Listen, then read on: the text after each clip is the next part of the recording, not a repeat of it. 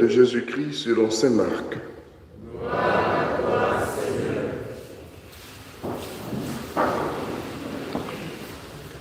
En ce temps-là, aussitôt sortis de la synagogue de Capharnaüm, Jésus et ses disciples allèrent avec Jacques et Jean dans la maison de Simon et d'André. Or, la belle-mère de Simon était au lit, elle avait de la fièvre. Aussitôt on parla à Jésus de la malade. Jésus s'approcha, la saisit par la main et la fit lever. La fièvre la quitta et elle servait. Le soir venu, après le coucher du soleil, on lui amenait tous ceux qui étaient atteints de mal ou possédés par des démons. La ville entière se pressait à la porte. Il guérit beaucoup de gens atteints de toutes sortes de maladies et il expulsa beaucoup de démons. Il empêchait les démons de parler parce qu'ils savaient, eux, qui il était. Le lendemain, Jésus se leva bien avant l'aube. Il sortit et se rendit dans un endroit désert. Là, il priait.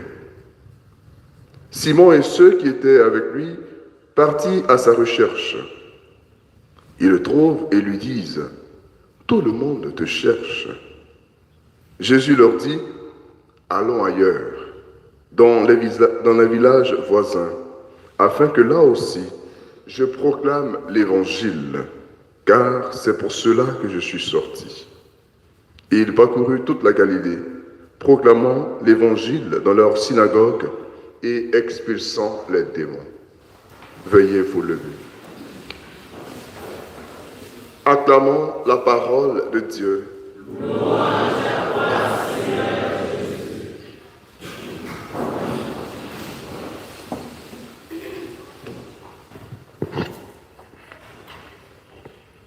Frères et sœurs, je nous invite à imaginer un peu que nous faisons partie de la scène que relate l'Évangile. Jésus a fini son travail à la synagogue et puis il part en visite. Voilà, nous sommes avec Jésus, nous marchons avec lui. On arrive dans la maison de Simon et d'André. Et puis la belle-mère de Simon est malade. Jésus prend soin de lui donner la santé. Le soir, tout le monde vient. Il continue à donner la santé. Et puis on s'en va dormir.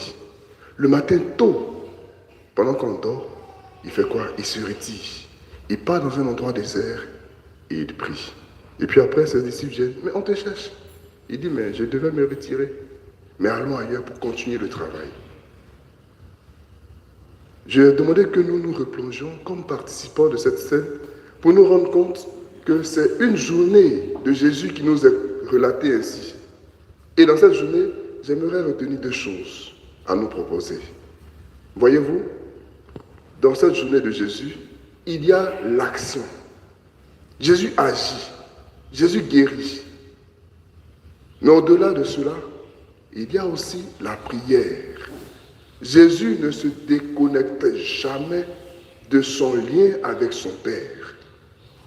Si nous sommes vraiment des disciples de Jésus, nous devons pouvoir imiter Jésus dans ce qu'il fait. Et donc, nos journées doivent être des journées faites de ces deux choses importantes, prière et action.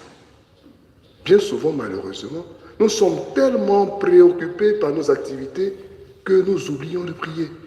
Quand vient le moment de prier, on se met sur le lit. On veut prier, mais malheureusement, ça devient un somnifère. Quelquefois aussi, on agit autrement. Nous passons tout notre temps à l'église. Du matin jusqu'au soir, on prie, on prie, on prie. Ça aussi, ce n'est pas bon. Ce n'est pas chrétien. Nous devons pouvoir conjuguer prière et action. Voici la bonne attitude du chrétien. Et ce n'est pas le Père Jean-Marie qui vous dit, c'est Jésus lui-même. C'est pourquoi j'ai voulu que nous nous fassions participants de cette scène, pour que nous nous rendions compte de l'importance de ces deux choses. Puissent nos journées puissent être rythmées par la prière et l'action. Amen.